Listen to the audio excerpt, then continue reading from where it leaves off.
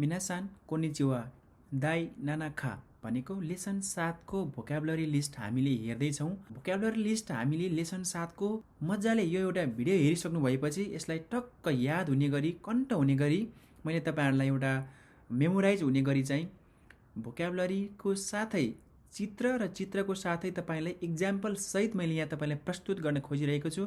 कृपया भिडियोलाई हेर्नु होला र तपाईले सँगसँगै याद गर्दै जानु होला। म 1 नम्बरबाट सुरु गर्न चाहन्छु।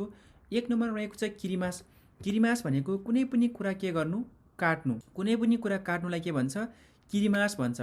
यसमा हेर्नुस् त तपाईले यो चित्र हेर्नुस् त केही कुरा यसले काटिरहेछ भनेपछि जस्तै तपाईले तरकारी काट्दा होस् अथवा हैन यो कागज काट्दा होस् जुनसुकै चीज होस् तपाईले कुनै पनि चीजलाई काट्नु पर्यो भने सर टुक्रा टुक्रा पार्नु पर्यो, टुक्रा टुक्रा पार्नु पर्यो, काट्नु पर्यो भने चाहिँ किरिमासको प्रयोग गरिन्छ। उदाहरणको लागि खामी हो किरिमास। यो उदाहरण हेर्नुस् त खामी हो किरिमास भनेको कागज काट्छु भन्ने यसले अर्थ दिन्छ। अर्को हेरौँ 2 नम्बरमा ओकुरिमास।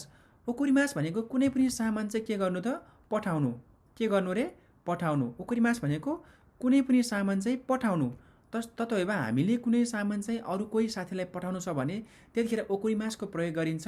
यहाँ हेर्नुस् त सामान पठाउन खोजिरहेछ यो मान्छेले। यो मान्छेले के गर्छ? सामान पठाउन कोनबिनीमा गएर सामान पठाउन खोजिरहेछ भने यो ओकुरिमास भने के रहेछ? पठाउनु। कुनै पनि सामान चाहिँ बाहिर पठाउनु, अरूलाई पठाउनुलाई ओकुरिमास भन्छ। अर्को कुरा चाहिँ साथीहरुलाई एसएमएस पठाउनु, मेसेज पठाउनु पनि ओकुरिमास नै भनिन्छ। उदाहरण हेरौँ निमोच्चु ओ ओकुरिमास। निमोच्चु ओ ओकुरिमास सामान पठाउँछु। अर्को रहेको छ आगेमास। आगेमास भनेको हामीले कुनै पनि सामान अरूलाई दिनु। जस्तै तपाईले अरु कसैलाई केही दिनुभयो, जस्तै तपाईले बोरो पेन दिनुभयो भने बोरो पेन ओ आगेमास अथवा केइताई ओ आगेमास। आगेमास जस्तै यहाँ हेर्नुस् त एक यो केटी मान्छेले यो केटा मान्छेलाई फूल दिइराछ। के दिइराछ? फूल दिइराछ। यति बेला हामीले हाना ओ आगेमास फूल दिन्छु। हाना ओ आगेमास फूल दिन्छु भनेर प्रयोग गर्न सक्नुहुन्छ। यसरी प्रयोग गर्न सकिन्छ। अर्को रहेको छ मोराइमास। यो मोराइमास भनेको चाहिँ अरूबाट हामीले केही चीज पाउनु। ठ्याक्कै अघिको आगेमासको जस्ट उल्टो हो। आगेमास भनेको अरूलाई दिनु भयो भने मोराइमास भनेको अरूबाट पाउनु भन्ने कुरा बुझिन्छ। जस्तै यो कसरी हुन्छ भने हेर्नुस् त यो मान्छेबाट यो केटाबाट यो केटीले वातासी भन्ने केटी छ, यो केटीले के पाइराछ? समथिङ केही गिफ्ट पाइराछ उसले हो कि हैन? यहाँ हेर्नुस् त प्रेजेन्ट हो, गिफ्ट पाइराछ उसले। हेर्नुस् है यसले यो मान्छेले दिइराछ, यसले पाइराछ हो। यसले दिँदाखेरि यसलाई आगेमास भन्छ भने यसले पाउँदाखेरि यसले योबाट पाउँदाखेरि चाहिँ के भन्छ? हामीले भन्नु पर्दाखेरि मोराइमास भन्नुपर्छ। मैले पाएँ भने मोराइमास भन्ने हो। उदाहरणको लागि हेर्नुस् त वातासिवा। यो उदाहरण हेर्नुस् है। वातासिवा खारेनी हाना ओ मोराइमास्ता। यहाँ जहिले पनि मोराइमास्ताको अगाडि पार्टिकल नि पार्टिकल लाग्छ। यो पनि ख्याल गर्नु होला। यहाँ नि पार्टिकल छ। वातासिवा खारेनी हाना ओ मोराइमास्ता। मैले चाहिँ खारेबाट उनीबाट हाना ओ मोराइमास्ता फूल पाएँ भनेर मैले एउटा उदाहरण बनाएको छु। तपाईले वातासिवा खारेनी पुरिजेन्तो ओ मोराइमास्ता, वातासिवा खारेनी तोकेई ओ मोराइमास्ता जे पनि तपाईले बनाउन सक्नुहुन्छ। जे होस् हामीले अरूबाट पाउँदाखेरि यो मोराइमास्ताको प्रयोग गरिन्छ। अर्को रहेको छ खासीमास। खासीमास भनेको सापट दिन्छु है, दिन्छु। मैले तपाईलाई सापट दियो भने मैले खासीमास भन्नु पर्यो है। जस्तै उदाहरणको लागि हेर्नुस् त खासीमास भने के रहेछ? सापट दिन्छु, सापट दिनुहुन्छ भनेको छ। यो चाहिँ उदाहरणको लागि यो वातासिवा भनेको मैले चाहिँ यो मान्छेलाई के गर्दैछ त? यो एउटा नोटबुक चाहिँ सापट दिँदैछ भनेपछि यतिखेर चाहिँ खासीमास प्रयोग हुने भयो। मैले भन्नु पर्दाखेरि चाहिँ खासीमास प्रयोग हुने भयो। तर यो मान्छेले त सापट उनीबाट लिने हो नि त, हो कि होइन? लिने भन्नु पर्यो भने त अहिले अर्को आउँछ खारीमास भन्ने आउँछ। खासीमास चाहिँ जस्ट आफूले अरूलाई दिँदाखेरि प्रयोग गरिन्छ। उदाहरणको लागि खारेनी होन ओ खासीमास। खारेनी होन ओ खासीमास। उनीलाई किताब सापट्टि दिन्छु। उनीलाई किताब सापट दिन्छु। खारे भनेको उनी है। खारे भनेको उनी हो। उनीलाई किताब सापट दिन्छु। खारेनी होन ओ खासीमास। हेर्नुस् है खासीमास भने के रहेछ? आफूले अरूलाई दिने कुरा हो। आफूले अरूलाई दिने कुरा हो खासीमास भनेको है। अब हेर्नुस् यसको जस्ट उल्टो के छ? खारीमास छ। खारीमास भनेको चाहिँ के रहेछ भन्दाखेरि सापट लिनु। सापट लिनु है। अरूबाट आफूले सापट लिने बेलामा के हुन्छ त? खारीमासको प्रयोग हुन्छ। जस्तै हेर्नुस् त यो मान्छेबाट के गरिरहेछ? यो मान्छेबाट यो मान्छेले के गरिरहेछ? सापट लिइरहेछ। सापट लिइरहेछ भनेपछि यतिखेर चाहिँ के हुन्छ? खारीमासको प्रयोग हुन्छ। जस्तै खारेनी होन ओ खारीमास। खारेनी होन ओ खारीमास। उनीबाट किताब सापट्टि लिन्छु। उनीबाट किताब सापट्टि लिन्छु। तोमोदाची नि ओखाने ओ खारीमास। साथीबाट पैसा सापट लिन्छु। तोमोदाची नि ओखाने ओ खारीमास। साथीबाट पैसा सापट लिन्छु। तर पार्टिकल जहिले पनि नि लाग्छ, किनभने बाटा भन्ने हुन्छ नि, उनीबाट सापट लिने हो नि त, त्यही भएर पार्टिकल नि अथवा कारा भन्ने लाग्छ। ल कार्य कारा होन ओ खारिमास भन्दा पनि हुन्छ, नि र काराको अर्थ बाटा भन्ने लाग्छ त्यहाँ चाहिँ। अर्को रहेको छ तपाईँको ओसिएमास। ओसिएमास भनेको कुनै पनि कुरा सिकाउनु है, हामीले कुनै पनि कुरा के गर्नु, सिकाउनु, अरूलाई सिकाउनुलाई के भन्छ, ओसिएमास भन्छ। ओसिएमास हेर्नुहोस् त, यहाँ के गरिरहेछ, केही कुरा चाहिँ सिकाइरहेछ हामीले। यो सेन्से वातासी भनेको यो मान्छे हो, यो मान्छेले यिनीहरूलाई के गरिरहेछ, केही न केही कुरा सिकाइरहेछ भने त्यो चाहिँ ओसिएमास भयो है। ओसिएमास भनेको सिकाउँछु।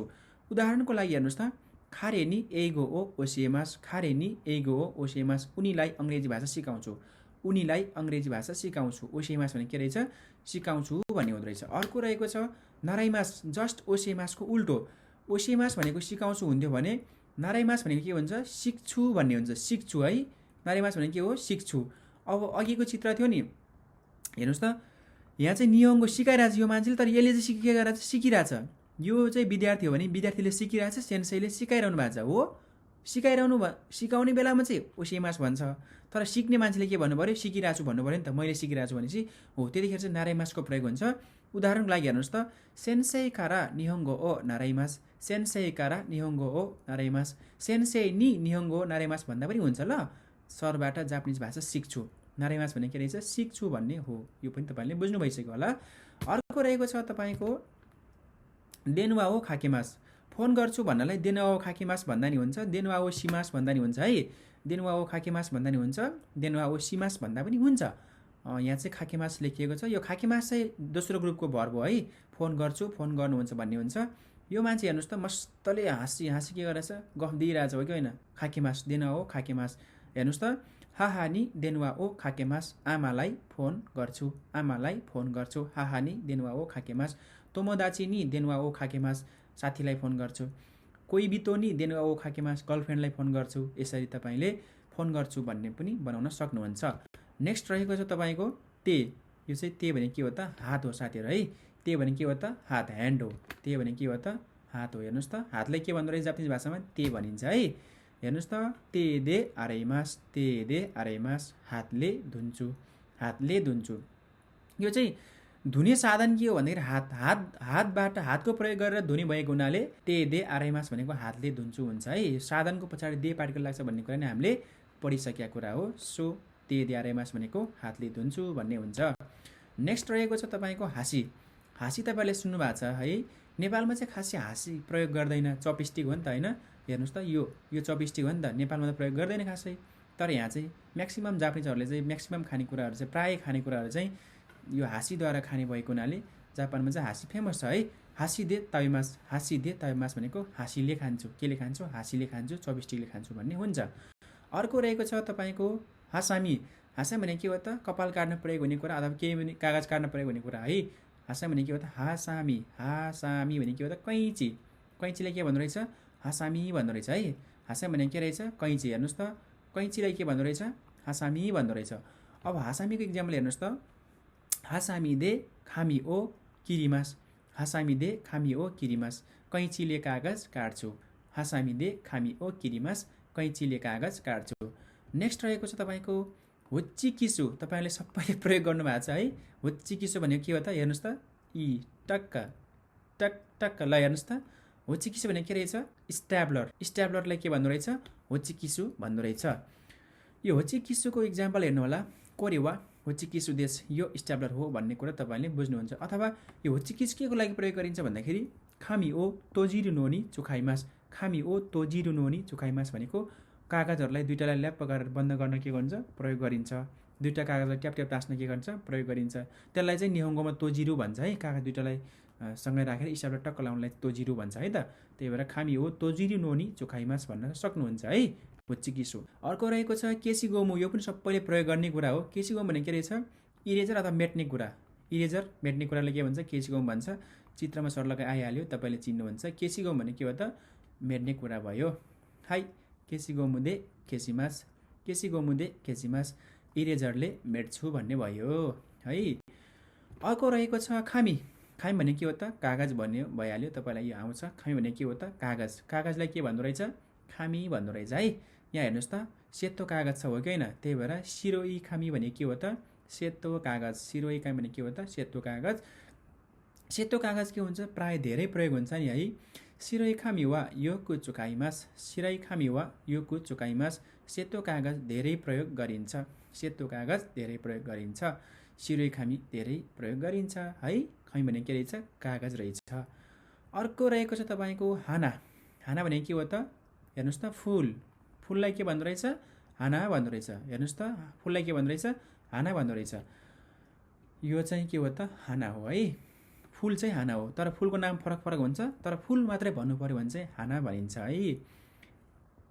उदाहरणको लागि कोही भी तो नि हाना हो आगेमास, कोही भी तो नि हाना हो आगेमास, प्रेमिकालाई के दिन्छु फुल दिन्छु भनेर भन्न सक्नुहुन्छ। अर्को रहेको छ तपाईँको निमोचु। निमोचु भनेको सामान है, तपाईँलाई थाहा छ यो पनि हेर्नुहोला। यो टक्क हेर्नुहोस् त अघि माथि पनि आएको थियो। यो निमोचु भने के हो त सामान, लगेजहरू के ब्यागहरू, यसलाई के भन्छ निमोचु भन्छ। निमोचु ओ ओकोरिमास सामान पठाउँछु, निमोचु ओ ओकोरिमास सामान के गर्छु पठाउँछु, निमोचु ओ ओकोरिमास। अर्को रहेको छ ओखाने। ओखाने त एकदम दाइजिना मोनो हो नि त होइन, एकदम इम्पोर्टेन्ट हो नि त हिच्याउने मोनो हुने है। ओखाने भने के हो त पैसा, पैसालाई के भन्छ जापानिज भाषामा ओखाने भन्छ है। जापानिज भाषामा के भन्छ पैसालाई ओखाने भन्छ। यो चाहिँ जापानको पैसा हो। ओखाने चाहिँ एनमा हुन्छ, यहाँ जापानिज एन हुन्छ, नेपाली रुपैयाँ हुन्छ है। ओखाने ओ चोकिन्सिमास, ओखाने ओ चोकिन्सिमास भनेको पैसा बचत गर्छु भनेको, ओखाने ओ चोकिन्सिमास पैसा बचत गर्छु।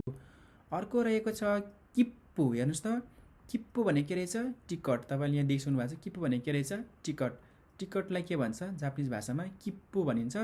किप्पु चाहिँ एकदमै के छ त जताततै प्रयोग हुन्छ। जता जानु पऱ्यो भने टिकट काट्नु पऱ्यो नि त हो कि होइन, प्लेन चढ्न टिकट काट्नु पऱ्यो हो, टिकटलाई के भन्दो रहेछ किप्पु भन्दो रहेछ। किप्पु ओ खाइमास टिकट किन्छु, किप्पु ओ खाइमास टिकट किन्छु। अर्को रहेको छ सुतेकी देश्ने भनेको छ। के छ सुतेकी देश्ने भनेको छ। सुतेकी देश्ने वाट अ नाइस, राम्रो छ है, आहा क्या राम्रो भन्ने खालको यसले भाइब दिन्छ है। सुतेकी देश्ने भन्नेले चाहिँ यो चित्र हेर्नु होला कस्तो सुतेकी देश्ने भन्ने यहाँ चित्र छ हेर्नु होला। आहा क्या राम्रो है, राम्रो छ है भन्दाखेरि यो सुतेकी देश्ने भन्ने प्रयोग हुन्छ। जस्तै उदाहरणको लागि कोनो स्याच्छु सुतेकी देश्ने, कोनो स्याच्छु सुतेकी देश्ने, यो सर्ट राम्रो छ है, यो सर्ट राम्रो छ है भन्ने हुन्छ है त। ल त साथीहरू आज लेसन 7 को भोकाबुलरी लिस्ट हामीले टक्क हेऱ्यौँ। तपाईँले कस्तो लाग्यो भोकाबुलरी लिस्ट चाहिँ, तपाईँलाई हल्का मेमोराइज गर्न सजिलो भयो कि भएन, के छ सल्लाह सुझाव प्रतिक्रिया तपाईँले कमेन्ट बक्समा राखिदिनु होला है त। जय माता।